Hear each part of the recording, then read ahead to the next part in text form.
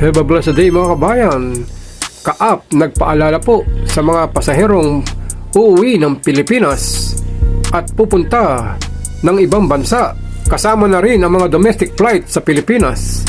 Tungkol naman po sa pagdadala ng power bank at iba pang mga electronic gadgets na mahigpit po itong pinagbabawal ngayon na ilagay sa check-in baggage.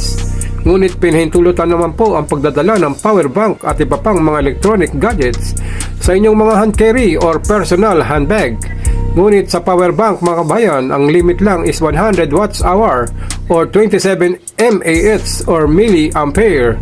Kapag lalagpas dito ang watts hour or milliampere ng power bank na dala natin, ay mahigpit po itong pinagbabawal domestic flight man or international flight. Meaning, hindi na po natin itong pwedeng dalhin sa loob ng eroplano kahit pa sa hand carry baggage or personal handbag mga kababayan. Kaya watch po natin ang mga balitang ito. Sa eroplano mga power bank na lagpas 160 watt-hours. Yan ang paalala ng Civil Aviation Authority of the Philippines sa gitna ng mga insidente ng umuusok at sumasabog na power bank sa eroplano. Nasa front ng balitang yan si Gerard de la Peña. Kailangan ipagpaalam muna sa air. Lilipad pa akla ng pamilya ni Ace para magbakasyon. Para siguradong hindi malulubat ang kanilang gadgets tulad ng cellphone. May bitbit siyang power bank.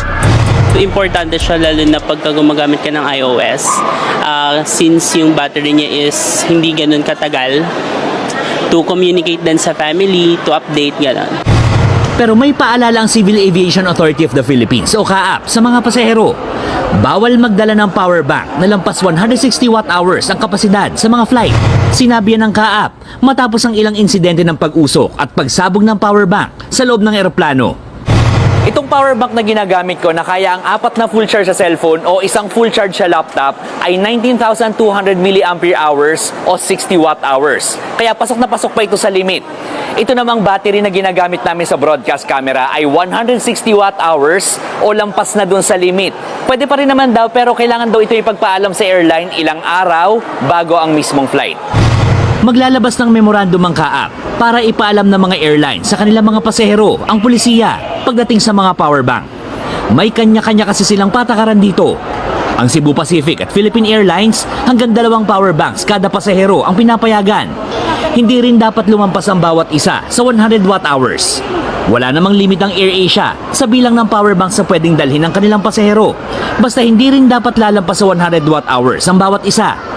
Meron na silang policy, but further enhance that policy, no? Maging stricto pa sila kasi the airlines cannot be less, yung policy ng airlines cannot be less restrictive than our Philippine Civil Air Regulations. Sabi rin ng CAAP, ang mga electronic device na ginagamitan din ng lithium-ion batteries tulad ng power bank, laptop, tablet, cellphone at iba pang rechargeable devices, hindi dapat nilalagay sa maletang chine-check-in. Dapat daw, nasa hand-carried bags lang ang mga ito. When it's checked in sa cargo, wala magmamonitor nun. Although may mga cargo fire suppression ng mga aeroplano, pero that's already too late. Kasi nasusunog na siya. Diba? Rather than carry on siya with the passenger, kung ano't ano man ang mangyari, mamamonitor. Payo ng CAAP sa mga pasahero, siguruhing dekalidad ang mga bibiling power bank at ibang electronic devices. Alamin din ang limit ng airlines para rito, para iwas aberya sa flight. Alam mo ba ang tamang paghawak ng mga itinuturing na dangerous dry goods tulad ng power bank sa paglalakbay sakay ng eroplano? Nakikipag-ugnayan kasi ang Civil Aviation Authority of the Philippines o CAAP sa mga airline company para bumuo ng mga patakaran at gabay na magpapaliwanag nito sa mga pasahero. Layunin nitong tiyakin ang kaalaman ng mga pasahero sa mga regulasyon ukol sa mga mapanganib na materyales. Mahigpit na ipinagbabawal ng CAAP ang paglalagay ng power banks na isang uri ng portable lithium-ion battery devices sa check-in baggage dahil sa panganib ng sobrang init at sunog. Maaari lamang itong dalhin sa hand-carry luggage kung ang power bank ay may kapasidad na hanggang 100 watt-hours habang ang mga power bank sa pagitan ng 100 at 160 watt-hours ay nangangailangan nangangailangan ng pag-aproba ng airline bago dalhin sa loob ng eroplano. Ang mga power bank naman na higit sa 160 watt-hours ay mahigpit na ipinagbabawal sa mga flight. Ang hakbang na ito ng CAAP ay kasunod ng mga ulat ng sunog sa eroplano na pinaghihinala ang dulot ng power banks. Tulad ng insidente sa Batik Air na nagmula sa Johor Bahru, Malaysia, patungong Bangkok, Thailand, kung saan nagkaroon ng usok sa cabin dahil sa power bank ng isang pasahero. Dahil din dito, ipinagbabawal na rin ng ilang mga airline tulad ng South Korean Airline ang paglalagay ng portable chargers sa mga overhead bin o cabin ng eroplano. Ito naman ang video ng Batik Airline Malaysia papuntang Bangkok noong February 24 na may nagliyab na power bank habang nasa biyahe mga kabayan. Something in there is medical clearance. In the arrival time is time 12:20. But in the local time, the approximately 5 to 10 is expected to terminal. Fluctuation arrival time is 1 hour behind for the population. Once again, thank you for seeing us. Please go ahead. Okay, sorry ko, very good. Kasama nilang itutunan po po sa namin this study next Rwanda sama sa sinagagayagin sa imatin. Dan kami nyo ngayon ay kita din siya sa mga kawan pati siya ng mga tunini mo dito ko sa trabaho with government purpose we just pick up from the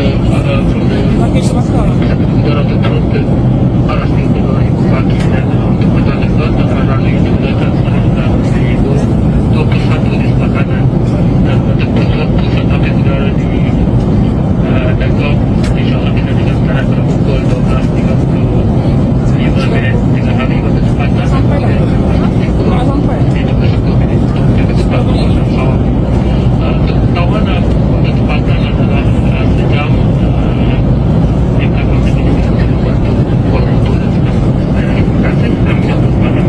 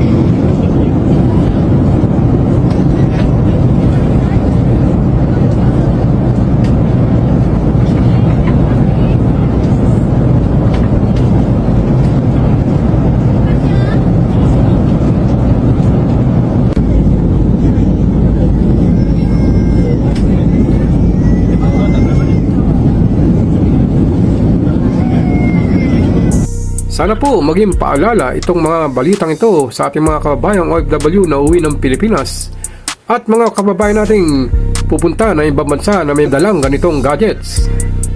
Maraming salamat sa inyong panonood.